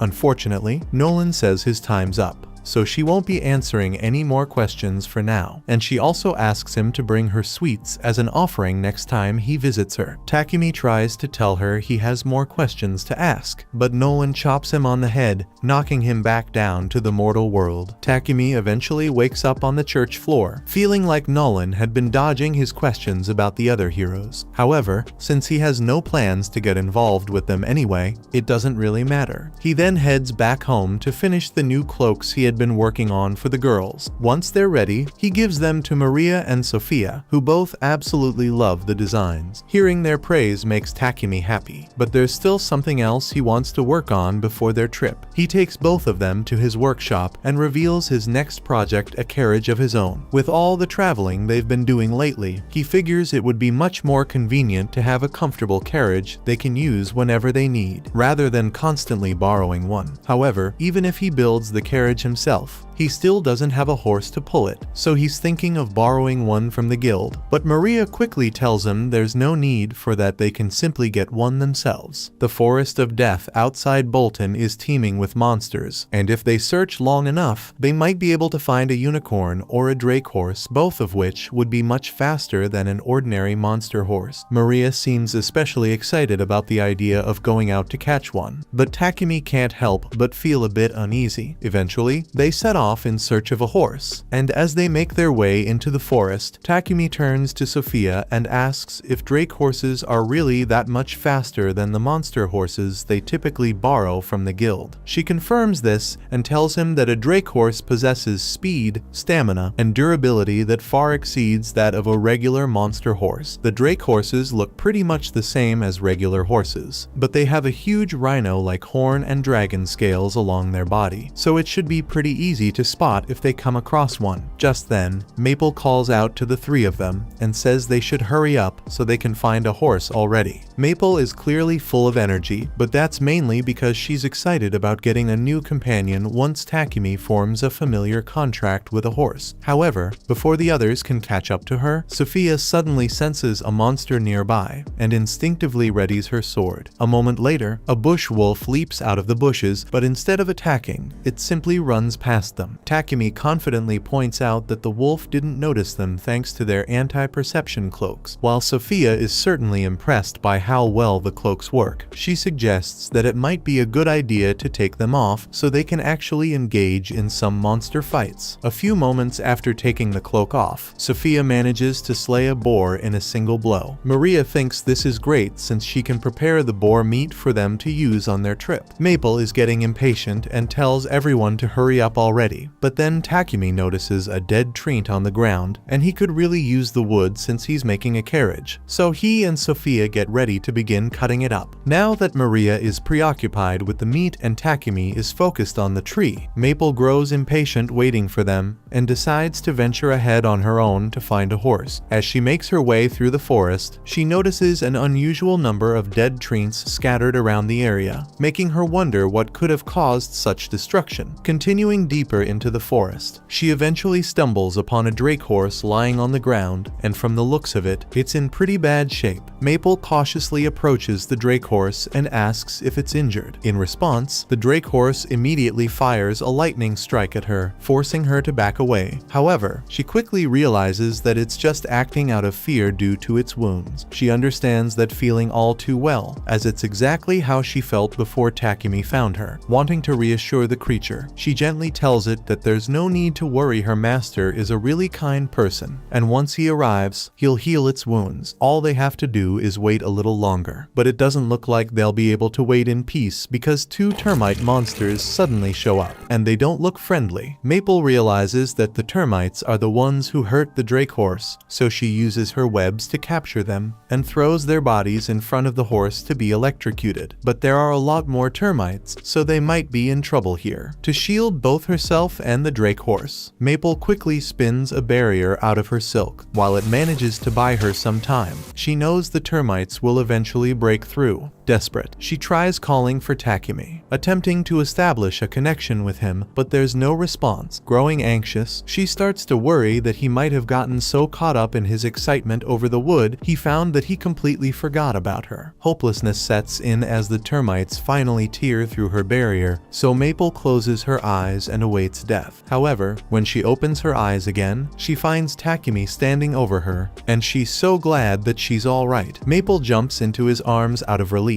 He actually came to save her because she was so worried when he didn't respond to her call. Takumi explains that the likely reason her call didn't go through was the barrier she created. While it was well constructed for blocking attacks, the tightly woven layers also ended up blocking all mana signals, preventing her message from reaching him. However, the moment he realized he had lost Maple's signal, he immediately rushed to her last known location. Once he arrives, he quickly spots the drake horse behind Maple, and she wastes no time asking him to save it. So he extends his hand and tries to use healing magic on it. However, the drake repels him since it doesn't trust Takumi. Sophia tells Takumi that they need to leave soon since there may be more termites in the area, but if they leave the drake out here on its own, it is bound to die. So Takumi decides to put it in his pocket dimension with Maple until they get home. Sophia cautions Takumi that he can't place such a high-level beast into his pocket dimension without forming a contract first, as doing so would put immense strain on his body. However, Takumi is confident that he'll be fine. As it turns out, he was not fine. The moment he placed the Drake horse into his pocket dimension, he collapsed almost instantly. Even after the girls brought him back home, he has remained unconscious for the past 12 hours. The fact that the Drake is still in his pocket dimension means Takumi's mana will continue to be sapped until he eventually withers away. And he can't open the barrier to let the Drake out because he's unconscious. So Sophia gets in touch with Maple and asks her to open the pocket dimension from inside. Maple agrees to help but points out that the Drake will likely be scared if it suddenly finds itself in an unfamiliar place. To keep it calm, she decides to set up a tent in the front yard where it can adjust to its new surroundings. Once the Drake is released from the pocket dimension, Takumi should start to recover. In the meantime, Maria heads out to buy medical supplies to treat him and asks Sophia to stay by his side so that he has someone with him when he wakes up. Later that day, Takumi finally wakes up from his coma and heads outside to see the Drake. Maple has been telling the Drake all about Takumi while they waited for him to recover, and after introducing himself, Takumi asks if it would be willing to form a contract with him. The Drake trusts Maple, and since she is vouching for Takumi, it agrees to form a contract with him. Now that the Drake has been tamed, Takumi can finally use magic on it without worrying about any backlash. Without hesitation, he casts High Heal to mend all of its wounds. In an instant, the Drake regains its strength, standing on its own once more, fully restored. Now that the Drake is officially one of Takumi's familiars, he needs to give her a name. Since he named Maple after a leaf, he decides to stick with the theme and names the Drake Camellia, after the tree that keeps its leaves all year round. Maple is happy that Camellia has fully recovered, and with everything finally settled, Maria calls everyone inside for dinner. She's prepared a feast, and since Takumi hasn't eaten in an entire day due to being unconscious, he definitely needs a good meal. At a slave trading company called Palom, a beast girl named Reva is in the middle of a meeting with a potential master. The client is clearly impressed by her magical abilities, but he inquires whether she can use any practical magic spells. Reva admits that she hasn't learned any useful spells yet but promises to do her best to master them so she can be of service to him. However, the man declines to purchase her, explaining that he requires someone who can assist him immediately and doesn't have the time to wait for her to train. After the client departs, Reva apologizes to Palom for being rejected once again. However, he reassures her that she shouldn't worry, as the right master for her will eventually come along. Reva tries to stay optimistic, but after spending several years here without finding a master, doubt begins to creep in. She recalls her past life with her younger brother and how she was forced to sell herself into slavery to earn money and support her family. Yet, despite everything, she still hasn't been able to make a single cent. At Takumi's house, he continues to work tirelessly on finishing his carriage, which is beginning to concern Maria. She asks if he plans to visit Gambo's workshop today, and Takumi confirms, explaining that there's still plenty of blacksmithing work to complete before the trip. Sophia points out that he might be pushing himself too hard aside from all the effort he's pouring into the carriage. He still needs to produce more potions and refrigerators for Paypek. On top of that, he hasn't taken a single break in the past few days, and at this rate, she fears he might end up working himself to death. Takumi appreciates their concern for his well-being, but reassures them that he's perfectly fine before heading out as planned. His first stop of the day is the guild, but as soon as he steps inside, he hears a man desperately pleading with the guild master to believe him, insisting that he witnessed something terrifying. Curious, Takumi approaches the front desk and asks Hans about the commotion. Hans explains that multiple people have reported sightings of a strange creature lurking outside. Takumi inquires about the creature, but no one seems to know exactly what it looks like. However, Hans has drawn a sketch based on the witness's description. Even with the drawing, the creature's identity remains unclear, though Hans isn't too concerned since there haven't been any reports of damage so far. Shifting gears, he asks Takumi what brings him to the guild today. In response, Takumi explains that he's here to register a new pet he recently acquired. Hans is impressed that Takumi has managed to tame yet another pet, and given everything Takumi has done so far, he was already expecting it to be something unusual. However, when Takumi pulls Camilla out of his pocket dimension, Hans is absolutely horrified. Glancing back at his sketch, he quickly realizes that Camilla is the very creature everyone has been terrified of. Now that it's clear Takumi was the cause of all the panic, the guild master drags him into a meeting where he scolds him relentlessly until Takumi is practically begging for mercy. Meanwhile, Sophia is out in town after returning from a meeting with Mulan. She had gone to ask if Mulan had any slaves with magical abilities who could assist Takumi with his work, but unfortunately, there wasn't anyone who matched that description. Instead, Mulan suggested that Sophia check out other slave trading companies to see if they might have someone who meets the requirements she's looking for. As she makes her way back home, Sophia runs into Maria, who is out shopping for ingredients to prepare lunch. Noticing how worn out Takumi has been lately, Maria wants to cheer him up with a good meal. However, when she and Sophia arrive at Gambo's workshop to check on him, they find Takumi completely passed out in a pile of wood. At first, they are shocked, but Gambo reassures them that there's no need to worry. Takumi simply fell asleep while working. Considering how hard he's been pushing himself without taking a break, it's not surprising. Even though he must have been completely exhausted, he kept working with a smile until the moment he collapsed. For now, he'll be fine, but Gambo warns the girls that if they don't get Takumi to slow down, he might actually work himself to death one day. A little while later, after waking up from his nap, Takumi finally completes the carriage, and he looks absolutely proud of his accomplishment. And rightfully so, he essentially defied the laws of physics to create it. While it appears to be a regular carriage from the outside, the interior is as spacious as a house. Takumi poured a tremendous amount of effort into enchanting it with spatial magic to expand the inside, and he even equipped it with all the daily necessities to ensure that even the longest journeys will be as comfortable as possible. Everyone climbs aboard to take the carriage out for a test ride, and Maria is absolutely thrilled to be the one driving it. Despite the fact that it's moving at frightening speeds, the ride feels incredibly smooth from the inside, with barely any vibrations, meaning there's no risk of motion sickness. With some time left before their scheduled trip, Takumi tells Maria that if she has any suggestions for additions to the carriage, she's free to let him know. Taking full advantage of the offer, she immediately asks for death spikes on the sides. The spikes serve absolutely no practical purpose. Takumi acknowledges Maria's request but promptly ignores it, and they continue on as usual. A few days later, the time for their trip finally arrives. They pull up to the city gate, where they meet Lion Feng, who will be escorting them on their journey to the capital. Before long, Papek and the others arrive as well, and with everyone now present, Takumi decides it's time for them to set off. However, before they set off, Papek becomes curious about what a carriage built by Takumi would look like, so he asks if he can take a peek inside. Takumi tells him to go right ahead, and the moment Papek steps in and lays eyes on the spacious house-like interior, he completely loses it. In a frenzy, he bombards Takumi with questions, demanding to know how he managed to create such an extraordinary carriage and even offering to pay a hefty sum for the secret. But before he can get too carried away, Lord Godwin steps in and knocks some sense into him, reminding him not to make Takumi uncomfortable. But then, Godwin starts loudly proclaiming how much he would love to have a carriage as magnificent as Takumi's. While he's not outright ordering Takumi to make one for him, he casually mentions that if Takumi were to gift him one, he'd be so grateful that he'd be willing to pay 100 platinum coins in return. Takumi quickly does the math in his head and realizes that 100 platinum is roughly equivalent to 1 billion yen. With that kind of money on the line, how could he possibly refuse? For now, the group sets off on their journey, with Takumi and his party riding in his carriage, while Godwin and Papek travel in their own respective carriages. As they make their way forward, Godwin discusses with his assistant just how invaluable Takumi has become to the kingdom since his arrival. He has no doubt that Takumi will continue to achieve even greater things, but with such accomplishments, he is certain to attract unwanted attention. While both the king and Godwin will do everything in their power to protect Takumi from any internal threats within the kingdom of Barkula, dealing with the Empire of Sidonia will be an entirely different challenge. Speaking of the Empire of Sidonia, we take a look into the future after the other heroes were summoned, and Akane is reading an old Sidonia history book to gather as much information as she can. The book talks about the goddess Anat god that Sidonia worships, and it says she created humanity in her likeness. Then, she created beast-men from beasts and elves from sprites, all to serve under mankind. That is why beast-men in the Empire of Sidonia are treated so poorly, and Akane can't stand it. Back in Takumi's time, he and the others have just arrived at the capital, and he's relieved that they made it safely without encountering any attacks. However, the only reason for their smooth journey was that Takumi's party took out every monster that so much as got close to them. In fact, Lion Fang, who was supposed to be their bodyguard, ended up doing absolutely nothing the entire time. Just then, Papik approaches Takumi and says he has something to talk to him about. So, once they reach the inn, he tells Takumi that he wants to gift the king a carriage similar to the one Takumi made for himself. He already talked this over with Lord Godwin, and he thinks this would be the perfect way to demonstrate Takumi's expertise to the king. However, since their audience with the king is only 5 days away, Papik doubts that Takumi will be able to complete a carriage in such a short time. He suggests they wait until the next time they have an audience with the king instead. Surprisingly, though, Takumi insists that he can finish it within the 5-day window. If he were to build it after returning home, he'd then have to transport the carriage all the way back to the capital, which would be far too much hassle. So, he figures it would be much more convenient to just construct it while he's already here. It shouldn't be too hard to find the necessary materials in the capital, but the main problem is that Takumi needs somewhere to begin building, and he doesn't have a workshop in the capital. Thankfully, Papik says he knows the perfect place for Takumi to do all his work, the Palm Company. Takumi later meets with Maria and Sophia to tell them about Papik's proposition for him to work at the Palm Company, and Sophia happens to know a bit about the Palm Company. So, she tells Takumi it's one of the more trustworthy slave trading companies in the capital, at least according to what Mulan told her. Papik secured permission for Takumi to use one of the Palm Company's old detached buildings, so as soon as the materials arrive, Takumi plans to start working on the new carriage. However, Sophia refuses to let that happen so easily. She insists that Takumi needs to get himself an assistant. He nearly worked himself to death while building the first carriage, and now he's about to dive straight into making a second one without even taking a break. Even a workaholic like him has to see that he's being reckless with his health. With that in mind, Sophia suggests that while they're already at the Palm Company, he should consider getting himself another slave to help out. Takumi understands that Sophia and Maria are genuinely worried for his well-being, so he agrees to get a new slave. And the next day, he meets with the owner of the Palm Company. Takumi tells him that he is looking for a slave to help him with his alchemy, and since Takumi is currently working on a carriage that has various magical elements, Palm assumes Takumi would need a slave who has magical aptitude. As Takumi is in his meeting, Sophia waits outside. Suddenly, Maria rushes over to her in a panic, frantically saying that she can't find Maple anywhere. Earlier, Maple had mentioned wanting to explore the Palm building, and if anyone spots a massive killer spider wandering through the halls, they're bound to lose their minds. So, Sophia says she's going to go look for Maple before she causes any trouble. Unfortunately, by the time she finds Maple, she has already scared the soul out of Reva, who was just trying to enjoy her book. Maple apologizes for scaring Reva, and Sophia helps her back to her feet. But as she does so, she notices that the book Reva is carrying is a book about alchemy. She asks Reva if she's interested in alchemy, and she begins telling her about how much she loves studying alchemy. A few minutes later, Reva is escorted into the meeting room to meet with Takumi, as Palm recommended her as a suitable candidate for his needs. She greets Takumi and takes a seat so they can start their conversation. However, as Takumi begins explaining the tasks he needs done, Reva is entirely zoned out, preoccupied with the fear of being rejected once more and missing out on the chance to earn money for her family. Just then, Takumi mentions something about meeting someone who is somewhat knowledgeable in alchemy, and as soon as Reva hears the word alchemy, she shoots up because alchemy is her thing. She loves alchemy just as much as Takumi does, so the two start talking about their favorite methods and theories, and Takumi is so impressed by her that he decides to give Reva a little exam. He rips a page from one of his journals and hands it to her, asking if she can determine the purpose of the magic circle. With just one glance, Reva immediately recognizes it as a recompositing circle used for making sweets, but something about it feels off, and she can't quite figure out what it is. Overwhelmed, she begins to panic and bursts into tears, unable to answer Takumi's question. She admits that that she doesn't know the answer because this isn't the same sweet spell she's familiar with, fully convinced that Takumi will reject her for failing his test. But instead, he reaches out his hand and invites her to join his party. She was actually correct about the circle being used for making sweets, but the slight difference came from Takumi using different ingredients in his recipes. Regardless, he finds it incredible that she could identify the magic circle's purpose with just a glance, so he tells her he would be thrilled to have her as part of his team. Now that Takumi has accepted Reva, Palom proceeds to create the contract between them, and Reva feels relieved to finally have a job. However, she asks him for a small favor. She wants his help in sending all her wages back to her home village. She explains that her family is struggling with poverty, and she wants to support them as much as she can so her brother can have a better life. Seeing how important this is to her, Takumi finds no reason to refuse her request. Meanwhile, the king of Sidonia is preparing to strike back against the kingdom of Barkula for their refusal to surrender Takumi. As a show of force, he decides to deploy the Holy Knights to make an example of them. But the princess has a different plan. With the kingdom preparing to summon their heroes soon, she intends to spread rumors that will fuel hatred toward the people of Barkula within Sidonia. Then, once their heroes have been summoned, they will seize the opportunity to find an excuse for war and take their revenge. Not long after, Takumi completes the synthesis of the adamantite framework for the carriage, leaving Reva in awe of his ability to craft something so remarkable entirely on his own. She volunteers to start polishing the frame, but as she begins, her spirits sink, overwhelmed by the thought that she could never accomplish something of this caliber. However, Takumi reassures her that although the alchemy circles he used might appear complex, they aren't significantly more difficult than the candy spell. He feels confident that with a bit of practice, Reva will be able to perform alchemy just as skillfully as he can, because, in the end, she possesses the most essential quality for alchemy. With Reva's assistance, Takumi manages to complete the carriage. As Takumi stands there admiring his work, an elderly man approaches and begins examining the carriage as well. He inquires if the carriage belongs to Takumi, to which Takumi replies that he made it, though he clarifies that he's actually planning to give this one to the king. At that moment,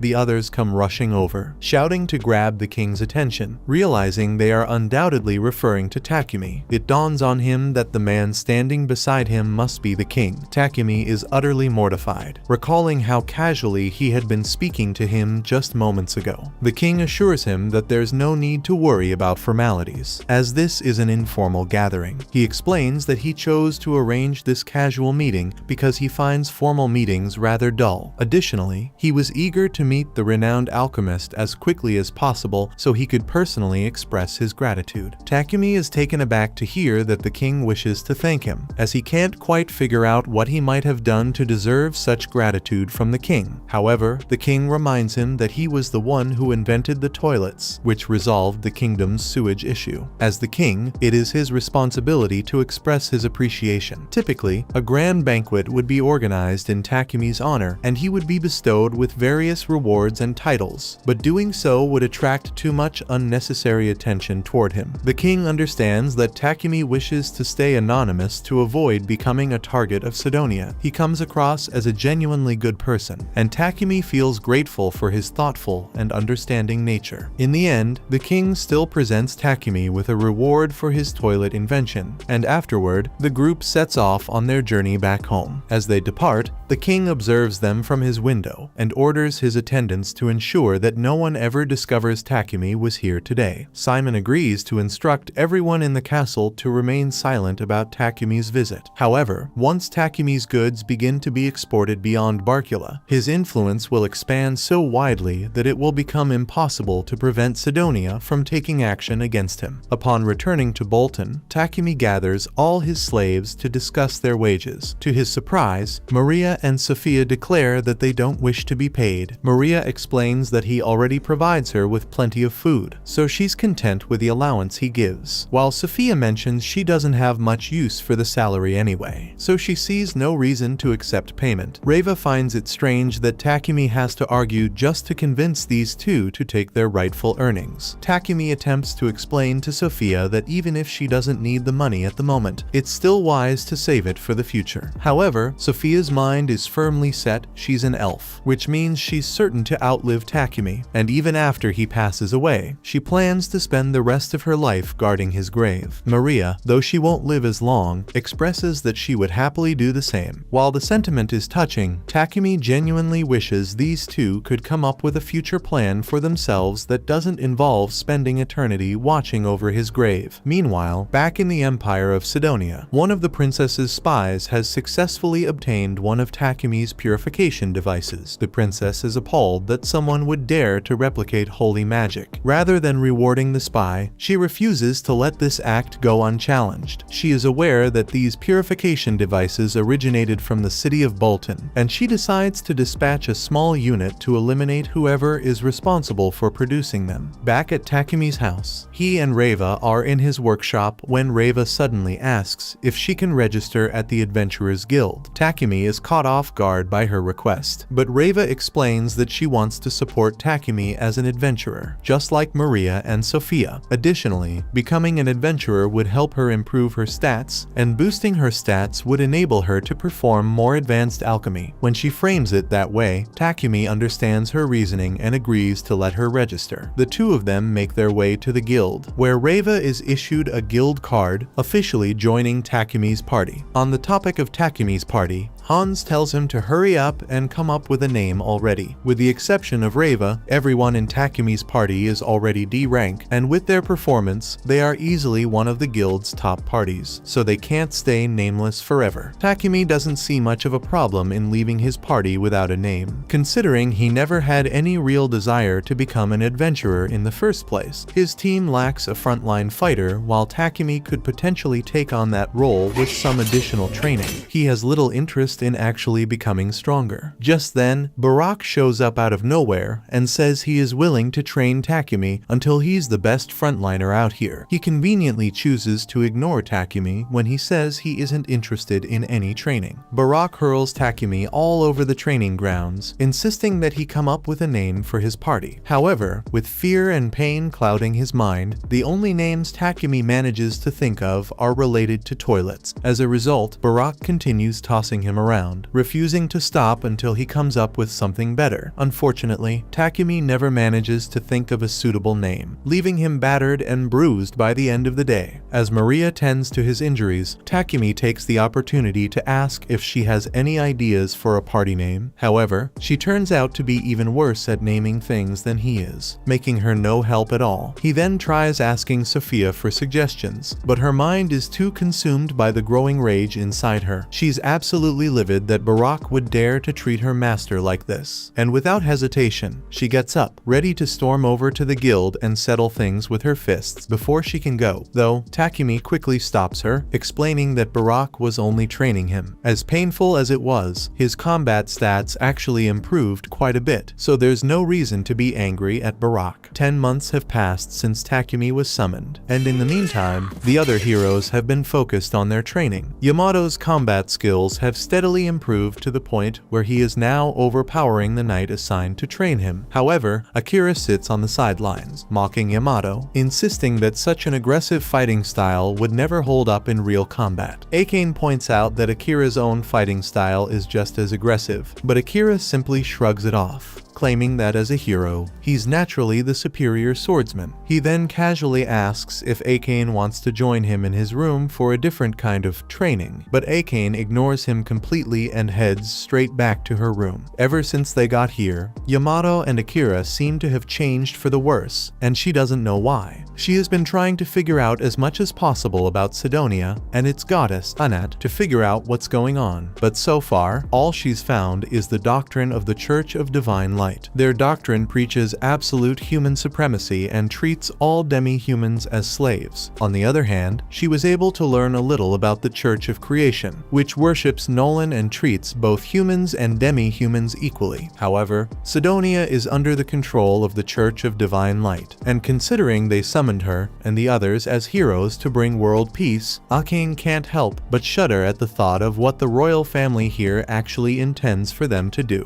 Returning to Takumi, he gives Reva a ring and a staff, as she wants to contribute to their adventuring. The ring will assist her in activating magic, and since Reva mentioned that she knows how to handle his staff, Takumi crafted one for her using Trent wood and a mithril natural alloy. Reva is deeply grateful that Takumi created such impressive weapons for her, but Maple starts feeling jealous since Takumi never makes weapons for her. However, this time, Takumi did forge a weapon for her, even having Reva assist him in making it, which makes Maple appreciative of both of them. The following day, Takumi resumes training with Barak and attempts to come up with a name for his party as a way to escape the session. However, the best he can come up with is Cat's Claw, which is clearly just a knockoff of Lion's Fang, prompting Barak to lock him in an abdominal stretch hold. Maria tries to assist by suggesting a name, but it's so terrible that Barak immediately rejects it and throws Takumi to the ground. Takumi is getting worried that Sophia might attack Barak if he keeps swinging him around like this. But after seeing the training for herself, Sophia realizes that Takumi is really weak in hand-to-hand combat, so she now thinks the training is necessary. After spending several hours getting tossed around, Takumi finally gets a moment to rest. However, just as he starts to relax, Hans approaches him with an offer to take on an escort mission. Takumi is reluctant since escort missions tend to be quite lengthy, but Barak points out that with his carriage and Camellia, the entire trip would only take 4 days there and back. On top of that, the request comes from Papek's company, meaning that accepting it would be doing Papek a favor. Takumi asks if Lion's Fang can do it instead, since they usually handle Papek's escort quests. But unfortunately, Lion's Fang is currently out on a separate mission, so they can't do it. Takumi still doesn't want to accept the quest, but everyone else seems to think it'll be a good idea, so he is forced to accept. They set off on their journey to the town of Kilbuse, and the man they are escorting expresses his relief, feeling much safer knowing that Takumi and his party will be guarding him. His main goal is to sell basic necessities along with the purification devices, but while he's there, Papek also asked him to pick up some milk. Takumi is surprised to discover that milk exists in this world since he's never come across it before, though it's simply not sold in Bolton. Kilbuse even has other dairy products like cheese, which gets Takumi unexpectedly excited about this trip. Once they arrive at the town of Kilbuse,